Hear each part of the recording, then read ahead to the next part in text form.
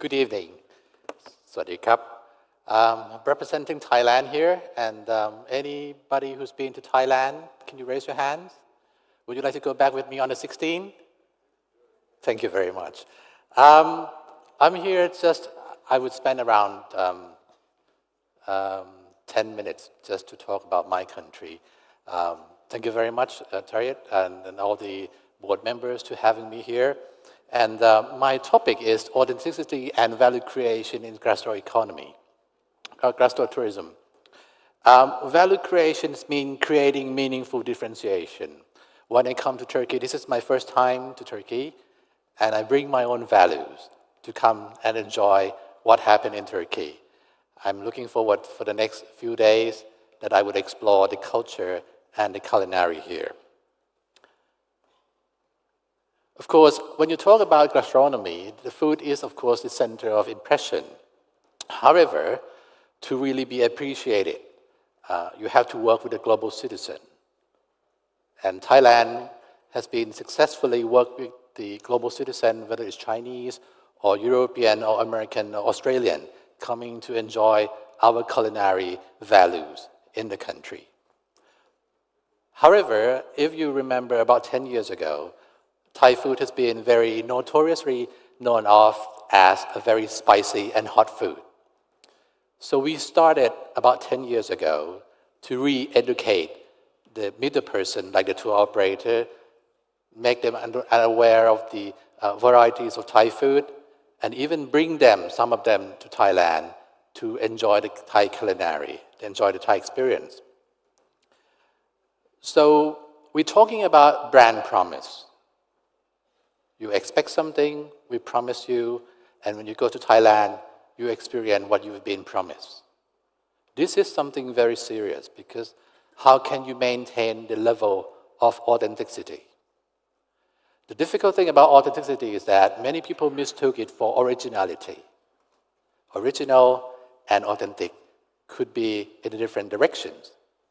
You can be both, you can be only original but not authentic anymore. Not tasty anymore, right?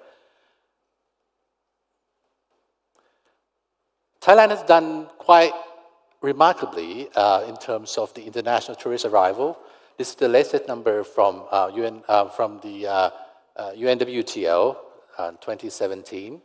Thailand ranked number 10. Out of nowhere, we jumped to number 10.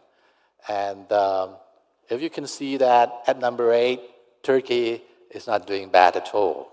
And in terms of the percentage, you managed to climb up 24.7% of tourist arrival. However, there are room for improvement. When you're talking about the international tourism receipts, the revenue, Thailand ranked number 4.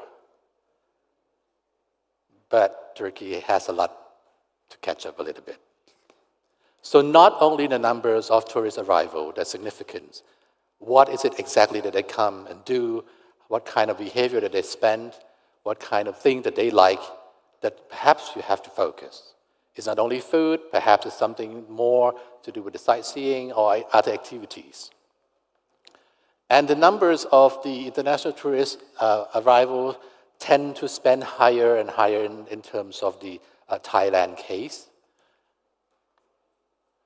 There are 3 major sector that they spend the money for. First and foremost, if you see at the yellow area, the accommodation, they spend about 29%, and then the bottom blue shopping, 24.9%, 24.3%, and then food and beverage. And this number climbs up from 16 to 17. We also run a survey asking about this, what are the top 5 factors of choosing Thailand as a tourist destination. Of course, they come to have a good time. And the second reason is for food. And when you ask the top 3 international tourist activities, in 2015, they talk about beach and sea activities. But on the 16 and 17, they said we come to enjoy Thai food. And that tremendously improved the landscape of the employment of the career path of people in Thailand. I've been working with many of international companies in terms of the hospitality, and this is a number from the government at the bottom right. In the next 5 years, we have around 600,000 vacancy for this food sector and hospitality sector. But for the educational sector, they can produce only 20,000 each year. So anyone would like to go to Thailand for work, contact me later on after this. Thailand also promotes this food, focus very much on street food. Many people ask, why street food? Because street food, you can just go there and you grab something and you can taste as much as you want. But apart from the street food, we have local food, we have casual dining, we have fine dinings, anything you name it. So the best way to enjoy Thai food is to visit Thailand or else. I have many friends, of course, been to Thailand, and they ask me, Sarote, I miss Thai food. I said, come to Thailand then. But it's not easy to go to Thailand all the time. So there are two choices for them. The first one is they go to the local restaurant and try Thai food. The second one is do it themselves. They cook Thai food. This is the opportunity, though, because Thai government see the expectations of this and how can we co-create the values in terms of expanding the revenue from the Thai food sector. Whether it's classic food, fusion, chef table, or molecular, you name it, we have everything to offer. So in 2015, the global Thai food supply chain has increased to $300,000 and increased about 10% each year since. By promoting Thai food, Thai government decided on three things. The first one is to promote, they're working with international kind of rating company. I'm not talking about Michelin to be one of the best, but one of the things that people can associate it with.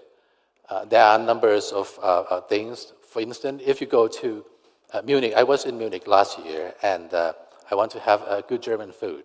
So I looked up into TripAdvisor, and TripAdvisor say that if you want to go to a popular place, go to Hofbrauhaus, the beer house, right?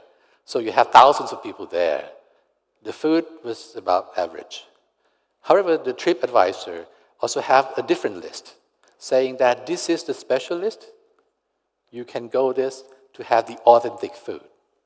So there are two lists in comparison. I go for the second one, and it tastes wonderful. So how can you work with this kind of rating agency? How can you work with this media? How can you understand the nature of it? The second one is standardization. We have around quite a number of 10,000 Thai restaurants all over the world. So how can you maintain the high standards of that? And the last but not least is to have the support and facilitations from all the government and the public sector. This is, for instance, the Thai Select program, which is the award that we given to a restaurant and the product. The top one, the golden one, would be premium restaurant. These are the key criteria in terms of the ingredients, the taste, food safety, quality of food, presentation. So we have the committee, working with the Royal Thai Embassy all over the world. And the second one is the product. If you want to open a Thai restaurant abroad, how can you, have the special privilege in terms of the support from the government? Now, the problems also arise, though, because I help many Thai restaurant owner in the UK trying to open branch in the UK. According to the new law of employment, you cannot send Thai people to work in the UK. So you have to hire only the local to work for you.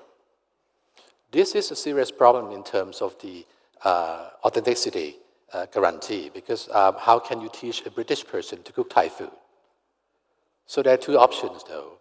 Whether you send that British person going to Thailand and do the culinary certification, or the other thing is you import someone just to go there and work closely with the Royal Thai Embassy to run this kind of workshop, and you have to go back and check with them all the time. Apart from that, we have collaboration. The Thai hospitality start on Thai Airways International. Thai Airways International is the first airline to include the gastronomic experience and storytelling ability of the first-class flight attendants to make sure that the passengers can enjoy this. And apart from that, we also use the Thai dish to lead the Thai tourism. This is about Pad Thai, if you've been to Thailand. Pad Thai, it is one of the most famous dish of all time, and we sum it up in 2 minutes. Let's see.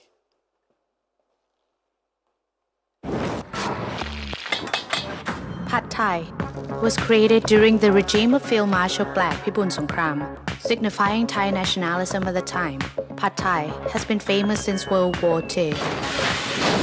Easy to cook and healthy. Today, anyone and any nationality can enjoy the dish. Noodles are made from rice, the same grain used for rice with barbecue pork, rice with chicken, crispy rice, and chilled rice. Thais love Jan noodles and name it after Chanthaburi province. Known not just for delicious noodle, Chanthaburi is also famous for traditional jewelries and mats and the durian fruit. Bean sprouts come from green beans. Thais learn how to grow bean sprouts in our elementary schools, where we also learn Thai classical dance, Thai classical music, Thai royal dance, and Thai drum dance. The sauce is made from a mixture of tamarind, originated from Africa. Tamarind can also be found in the fertile soils of Phetchabun province in the north of Thailand. Locals believe the tamarind tree is holy and use it to ward off evil spirits such as the flying ghost, the glowing ghost, the hungry ghost, also Dracula.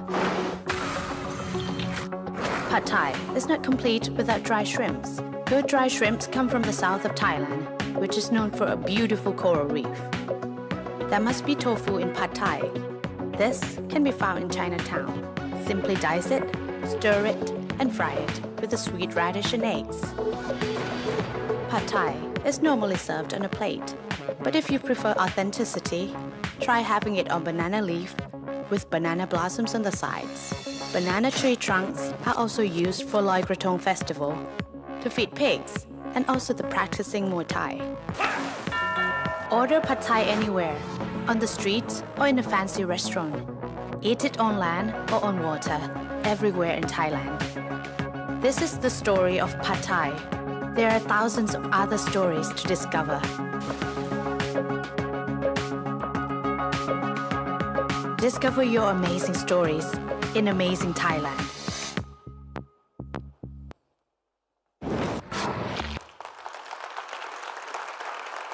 Thank you very much. Before I go, this is the last slide that I want to give it as a homework for you. What would be the next generation of gastronomy in the world? We have disruptive innovation. We have incremental innovation. How can we catch up with the trend? And how can you preserve the culture? How can you protect the environment and sustainability with ethical values and fairness? How can you cope with technology disruption? How about health and wellness? Because when I work with many people in my country, I said, you cook something for me that I eat less medicine. Because now we eat anything that we like and we go to the doctor and the doctor prescribes the medicine for us. So how can we turn this gastronomy to be medicine, that kill our health? And last but not least is people with the right mindset. You decide which one would be the best for the next generation to work in the field of gastronomy. On behalf of the Thai government, thank you very much for having me here, and welcome to Thailand.